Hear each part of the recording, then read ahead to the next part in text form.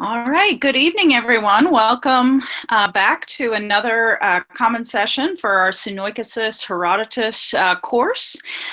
Tonight, we are going to be talking a little bit about Book 3, and we have some presentations to get us thinking about the highlights of Book 3. And I'm going to turn it over to Professor Good, and he is going to get us started this evening. Please on Slack, and if there are any questions, I can relay them to Professor Good. And yes, and here we go. All right, we rolling?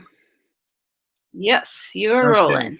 Okay, good evening, everyone. My name is Jonathan Good. I teach at Reinhardt in Georgia. And we're now on to Book 3. Of course, Book 2 deals largely with Egypt. Book 3 marks a return of Persia to the narrative, although we get to the usual Herodotean diversions, including Samos and Corinth in the Greek world, and India, Arabia, and Ethiopia on the periphery. Of course, the further afield you go, the more exotic the people's customs, like the Ethiopian crystal coffins or the Indian use of ants to collect gold.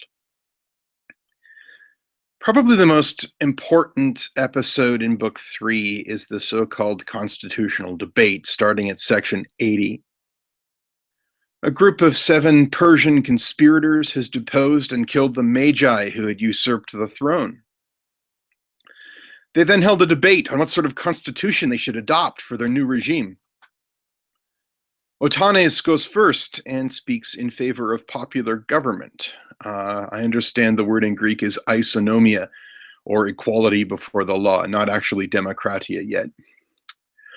Although this speech is more anti-monarchical than pro-democratic, and actually reminds me of Samuel's speech on the dangers of monarchy in 1 Samuel 8. Essentially, by giving monarchs absolute power, it absolutely corrupts them. Equality before the law acts as a check on this tendency. Megabuzus then speaks in favor of oligarchy, or rule by a few, on the principle that the masses are fickle and feckless. Oppression by kings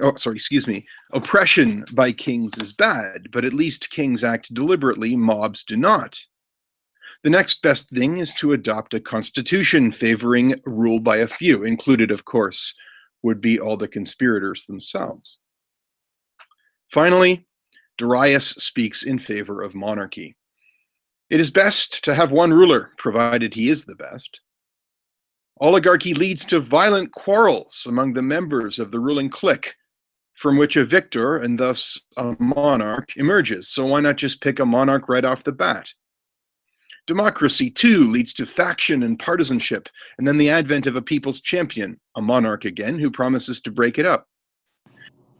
And anyway, says Darius, Persia has always been a monarchy. Why change now? The remaining 4 conspirators find this speech convincing and vote for it, so Persia does indeed remain a monarchy. Now, it is highly unlikely that this debate actually occurred. Herodotus himself claims that some Greeks refused to believe the speeches took place, nevertheless they did, without providing any further evidence for this. It is easy to see why people would be skeptical. Discussing the ideal constitution is a Greek pastime, as the works of Plato and Aristotle can confirm, and really only applicable at the level of a polis, where one could afford such constitutional experiment. Ancient democracy or even oligarchy did not really scale up. Empires required emperors. So of course Darius won the day with his vigorous defense of the traditional arrangements, as though there really ever was another choice. Now, we have talked about how Herodotus is genuinely curious about and even respectful of other people's customs.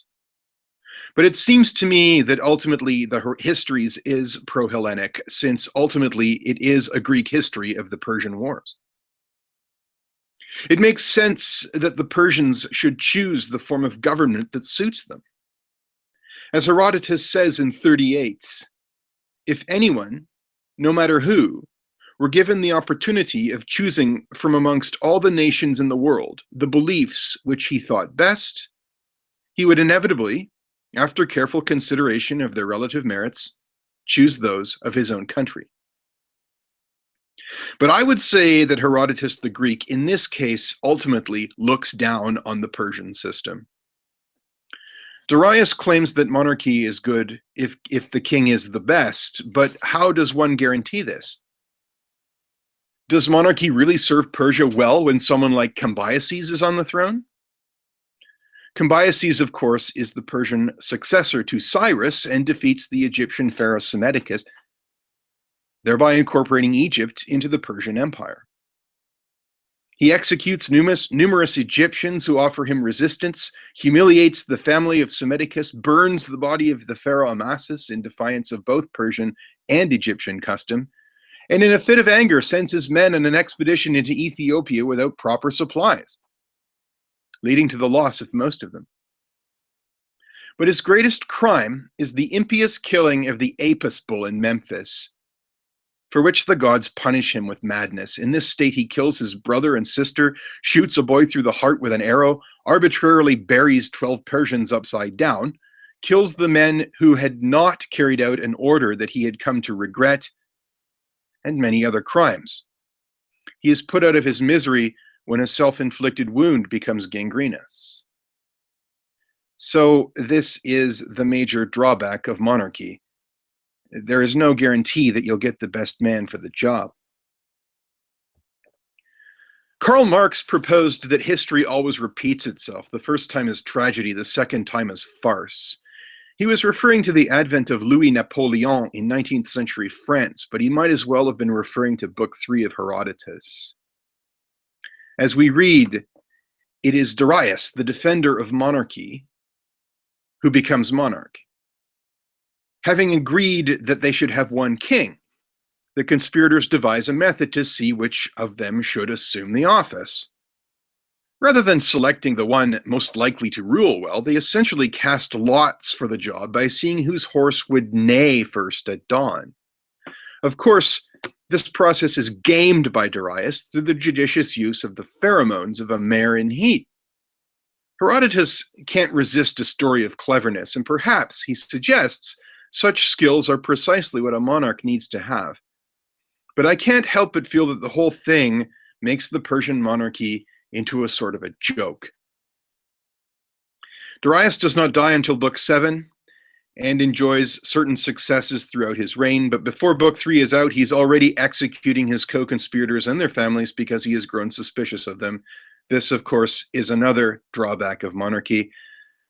Perhaps it has something to do with the thinness of their skulls from all their hat wearing. So that's essentially my presentation. I guess if I had any questions for the Slack channel, it's simply this. I mean, am I onto something when I say that Herodotus is essentially my presentation? Sorry. I guess if I had any question. Sorry about that. If I had any questions, am I right? Am I onto something when I say that Herodotus is looking down on the Persians, or is there something else going on here?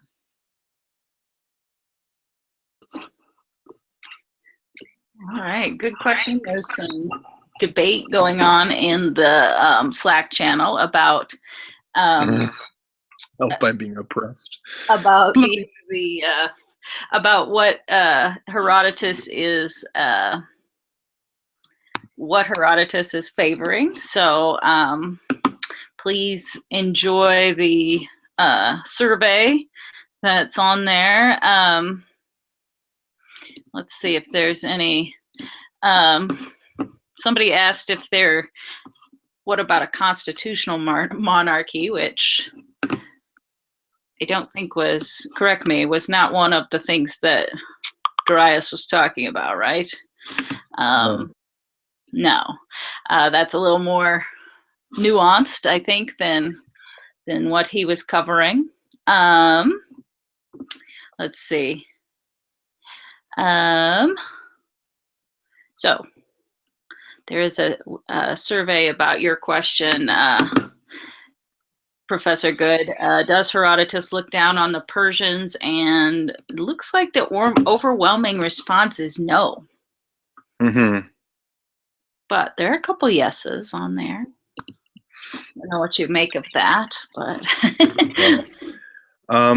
yeah, I mean, I guess the point is, does he look down on them? There's that wonderful section where he's talking about everyone prefers their own customs. So in a way, does he look down on the Persians? I mean, obviously the Persians are their monarchy is what suits the Persians. This is their custom. That's what they do. It's good for them. But in a way, it's just like, all that constitutional debate. Only the Greeks are smart and capable enough of having such a discussion, or of even implementing any of those ideas that, and that, he recognizes the humanity of the Persians, and he recognizes their strengths. But, I can't help but think that this is, as far as, leave the constitutional government to the Greeks, leave it to us who know what we're talking about here. This is not really for you people. Good point. And I think that's definitely in there. There is, it looks like the poll about your question is about even at this point. Yes and no about whether he looks down on the Persians. So very political, very politic, I guess.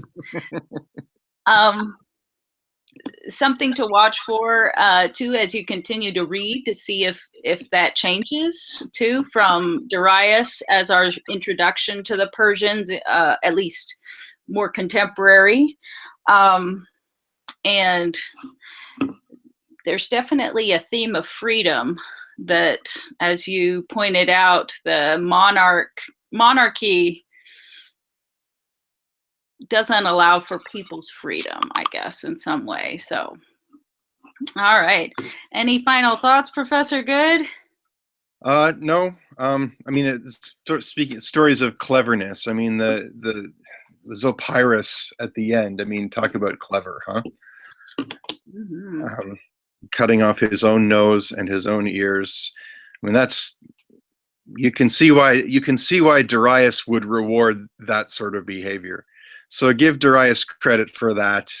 He does, he executes potential traitors, but he certainly rewards people who have been loyal to him and who've done him great service. Excellent. Thank you. We'll continue to talk about this form of government question in the chat room. And but now I'm going to hand it over to Professor Haskell at Southwestern. And he has some images. I will share them on my screen, but also I'll put the link to the Google Doc PDF in the Slack chat, so you can look at them at your leisure. And also, if you don't like how they show up on the YouTube stream, they are available there. So let me hand it over to Professor Haskell to introduce himself. All right, thank you. Hal Haskell at Southwestern. I got some of my students here. Others are following along, I think, on the stream. And thank you, Professor Grover, for putting up. There we go. All right, so I've got images to accompany what I'll say tonight, and you can see they're numbered. This is number one. Always a good one to start with. Anyway, so if you're following along in your own downloaded version, which particularly for those of you in the stream might be easier to see, since the stream quality isn't necessarily the best for seeing all the details. Anyway, at our last comment session, Jen or Jenny, I'm not sure how to pronounce the first name, Cairns, asked how does one prioritize what to sort of extract from Herodotus? There's so much detail, so many digressions, this, that, and the other. We talked about, well, so the interest of the reader, or maybe things that Herodotus is interested in. But I will say that as an archaeologist, that's where my field of research is, I'm much interested in material history. After all, that's what archaeology is. So what I'd like to talk about tonight or at least focus on, is the physical evidence that helps to illuminate our text in Herodotus, spending most of the time in book 3. That is our book that under consideration this week, to be sure, but looking back a little bit, maybe ahead as well. Herodotus, of course, as we've seen throughout the course, has a bunch of themes. He's really interested in constitutional issues we just heard about, that is tyrants, monarchies, oligarchies, this kind of thing. He's also very interested in oracles, particularly Delphi, that's the winner. And he's also interested in what is the latest rage in American undergraduate education, that is STEM, the natural sciences. So we'll talk a little bit about that toward the end, at least with respect to medicine, also some engineering feats. So he really sort of enjoys that kind of thing. All right, so next slide, please. And I'd like to connect with, so slide number 2, connect with Professor Schmidt's discussion, very fine discussion last week. Croesus. Why so much about Croesus in Herodotus? As Professor Schmidt pointed out, Croesus otherwise is, he's an important figure, not that important. He seems to have a disproportionate amount of press in Herodotus. Croesus is, of course, a sort of a foil. He's a dramatic device, and he's kind of, in a way, can be a voice or an anti-voice, might be better, for Herodotus himself. As I mentioned, Herodotus is interested in tyranny. Croesus himself is an example of a tyrant who went too far. Here he's about to be cooked as a result of that on the pyre. At Sardis, when Sardis fell in 546. We know in Herodotus, at least the Herodotean version, it turned out well. That is, the big rainstorm came, put out the fire, all seemed to be well. I guess he learned his lesson. But Croesus also provides, the Croesus story provides an opportunity for Herodotus to bring Solon in. Now, we can talk about, well, Solon probably didn't visit Croesus, this, that, and the other. Well, that's okay. This is kind of a narrative device. So Solon can tell various stories. We'll look at one of them in just a minute, that reflect on Croesus's own sort of transgressive life and how precarious happiness is. So there's the sort of didactic nature that Croesus provides for us. Of course, Croesus pops up in book 3, our book here, with good old Cambyses, the wackadoodle Cambyses, and Croesus suggests that maybe he needs to rein it in a little bit. Moderation is probably a better thing. Cambyses doesn't take well to that advice, but and so orders him to be put to death. Of course, the slaves just take him away, figuring Cambyses will change his mind, which was the case. Croesus also, and in this sense, he's kind of a voice for Herodotus, is very much interested in oracles, as is Herodotus. Especially Delphi is the best oracle.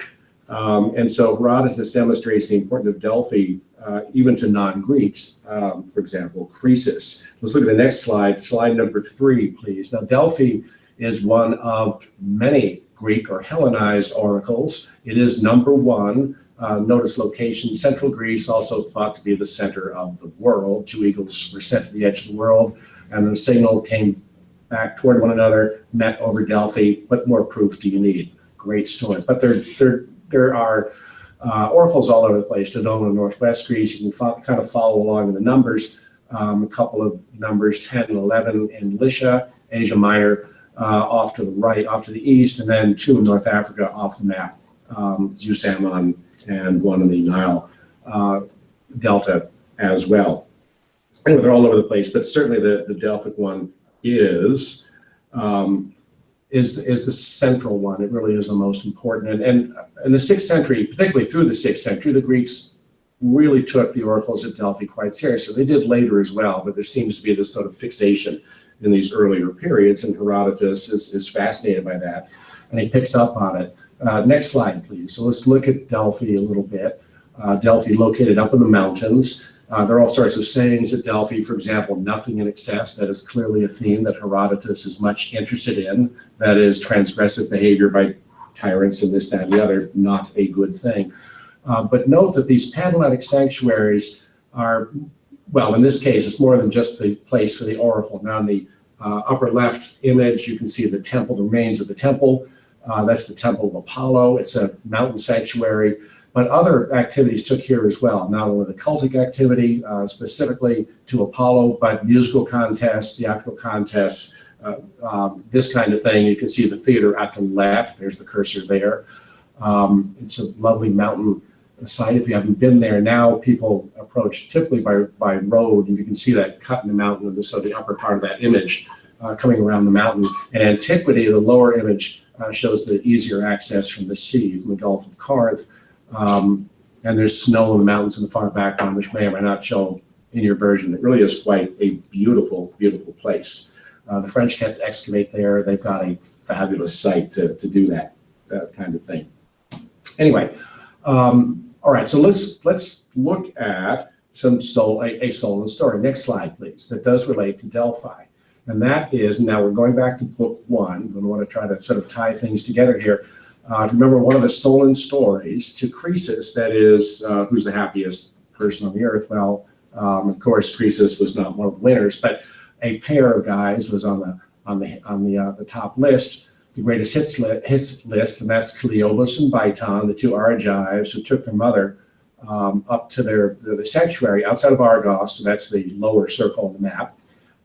So she could do her priestess kinds of obligations up there. They died that night in the temple, so they died happy, this, that, and the other.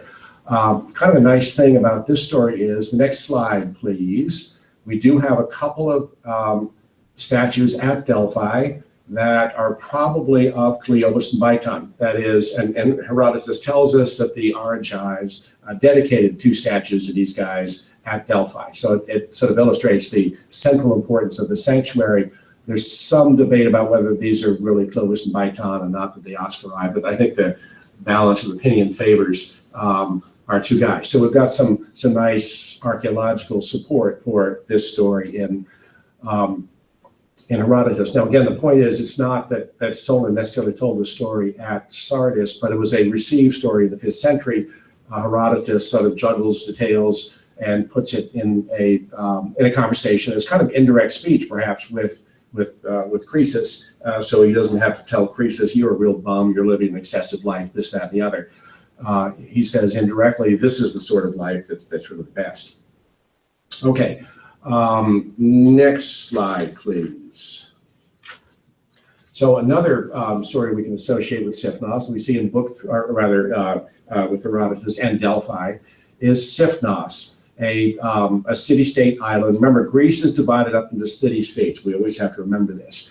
Athens is not Sparta, is not Sipnos. They're all Greeks, but very often politics tend to be local, and they really rival one another in various ways, culturally, but also sometimes in war. Anyway, Herodotus tells us that they had gold and silver mines, so that they had a huge amount of money and were able to establish a treasury at Delphi. Now, various Greek city-states in the Panhellenic sanctuary set up these things we call treasuries, which were sort of little architectural jewels and all sorts of fancy dedications within. It's a way of sort of displaying one's power, one's wealth, one's sort of cultural sophistication and gravity and this kind of thing. And so if we go to the next slide, please. We do have at Delphi. Now, this is heavily reconstructed, and the details are all kind of wrong, but it gives you a general sense of what this particular treasury at Delphi looked like. And they had, dedications within whatever. It's meant to be very, very impressive, to impress the visitor as you go up the sacred way toward the temple. Next slide, please. You can see the actual sculptures, the entranceway and the so-called pediment. It's the taking of the tripod by Heracles. I'm not going to go into the mythology. Next slide as well shows a sort of gathering of the gods. And it's all part of the sculptural decoration. This all would have been heavily painted and all really kind of nice. Okay, let's see. Next slide, please.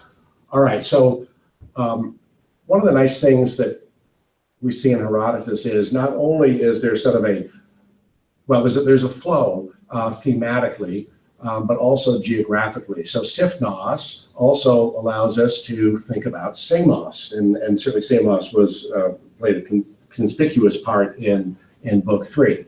And so Herodotus tells us that those are the Samians who had made the expedition against Polycrates are tyrant, right?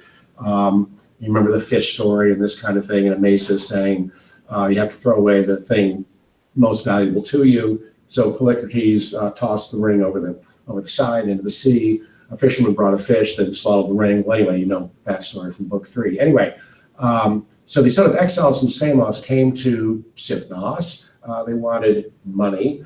It is not an expedition which turned out very well for the Sifnians. Look at the next slide, please. And so the chronological sequence is a little bit jumbled here, but that's okay because there's really kind of a thematic connection so we can get to Samos, and that is while the Scythians were building the treasury, they consulted the oracle, which is always ambiguous. They couldn't figure out what it meant. The Spartan exiles demanded or requested 10 talents from the Scythians so they can continue their expedition against the main gang at Samos. The Scythians declined that opportunity, and so the Spartans beat up on them and were able to extract 100 talents. So that fits into one of Herodotus's famous themes about how happiness is ephemeral, disappears very, very quickly. So rich one day and dirt poor the next. But again, moving to Samos, it's this sort of thematic progression, which we can see geographically. So in our next slide, please. Just very quickly, I mentioned that STEM is of interest. Tyrants and Greek tyrants often benefited their cities with great building programs, and they supported the arts. Now, you can talk about the sort of motivation, the ideology, whatever, but the fact of the matter is that they sponsored some pretty impressive stuff. So Herodotus says, all right, so I've talked about the Samians so much because they have the 3 greatest works of construction. So Herodotus loves STEM. He's really into engineering and stuff. Next slide. So there are 3 of them. There's the Great Channel. It's an aqueduct that goes through a mountain some 900 feet high, and the length is more than 3,600 feet. There's an image. So you can see the little plan there. The dotted part is through the mountain, going sort of north-south, and the photograph shows you what the tunnel looks like today. That's obviously just a small part of it with some modern works, and electricity and stuff. But anyway. And Herodotus just finds it interesting to tell us that that Eupolinus was the guy who was sort of the chief engineer. So that's a marvel of engineering, as is in the next slide, the harbor works. So we're at slide 15 for those of you who follow along in your own versions. Great harbor works, massive harbor works, and Polycrates Herodotus says is the first to really develop an effective navy. So that all sort of fits in with that. Herodotus, quite rightly, is most impressed with this.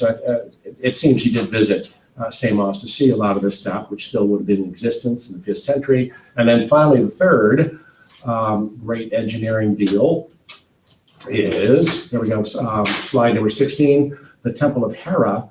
That is the greatest temple I've ever seen. It was its first builder, so that's prior to our guy here. His first builder was Roicus, son of Phyles, and that's you can see the temple itself with all little dots representing columns, built just to the west of the earlier temple by Roicus. If you can, it might be a little difficult to see the captions on that sort of yellowish map, but anyway, but it's a massive temple. It is 105 meters long. The floor plan 105 meters long by 52.5 wide.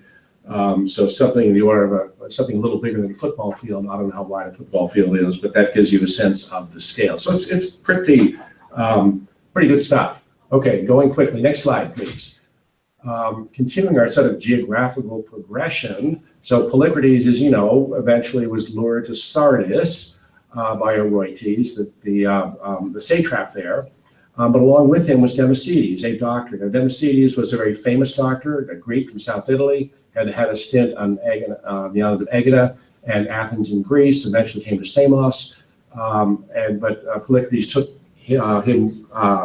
Democedes with him when he went to Sardis. Well, anyway, didn't turn out particularly well for Polycrates there, but the doctor was really quite skillful. Next slide, please. And then with the demise of Polycrates and ultimately the demise of the satrap of Sardis, because he was, again, one of those excessive rulers, Democedes wound up being taken to Susa as a slave. And the interesting observation that Herodotus makes here is that up to this time, the Persians figured the Egyptians were the best doctors. Darius had fallen off a horse, turned his ankle, it pulled it out of a socket, this, that, and the other. The Egyptian violent techniques were not particularly effective. Next slide, please. And so, but he heard about this Greek guy, a slave, and might as well give him a shot. So he brings in Democedes, the Greek doctor. And next slide, please. Democedes is able to heal him through more sophisticated kinds of techniques. And then it's good to be in good with the king. So we had a really fancy house as a result of this. That is Democedes, a Greek slave, fancy house in Susa, and a regular dinner guest of the king. Pretty good. Next slide, please. His last event in Persia, he cured Atassa, one of the wives of the king. I won't go into that story about sort of the setup, but it led to Democedes, quote, leading, unquote, a southern spying expedition upon the Greeks. But he escapes, gets back to South Italy, all seem to be well. And then finally, the last slide, just to return kind of full circle to constitutional issues. Back on Samos, after the demise of Polycrates, Maiandrios took over, and Herodotus has him dedicate an altar to Zeus Eleutherios, or liberator. Now, that seems to be, again, a 5th century concept. Most of the evidence suggests that Zeus, the liberator, that cult was established after the Persian War. So we're kind of looking ahead here. After 479, Battle of Plataea. So we're going to read about that in later books in Herodotus. Now, Herodotus was there. He did see a sanctuary. He came to believe that sanctuary was of Zeus, the liberator, but he was probably misled or interpolated, whatever. But this Maiandrios claimed that he really wanted to give equal rights or equal law to all the citizens of Samos, that is, isonomia, with which we started this evening's session about half an hour ago. So this is one of those sort of crafted stories that's really a 5th century concern, a 5th century Greek concern, more than a concern of a tyrant, proto-tyrant, whatever, in 6th century Samos. So with that, I will end.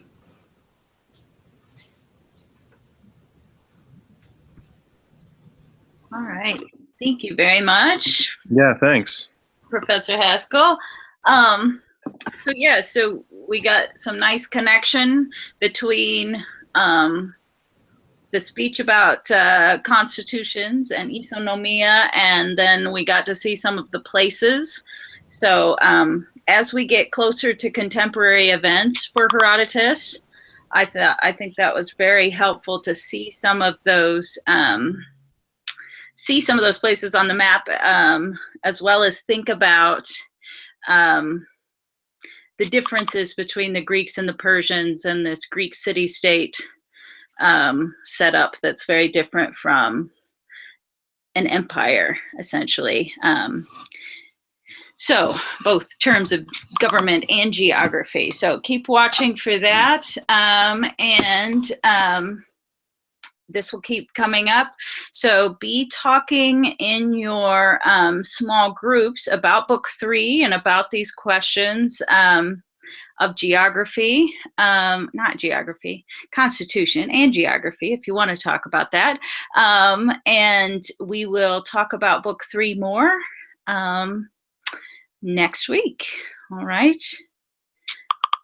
All right. Thank you to Professors Good and Haskell, and we shall see you all next week. Have a good night.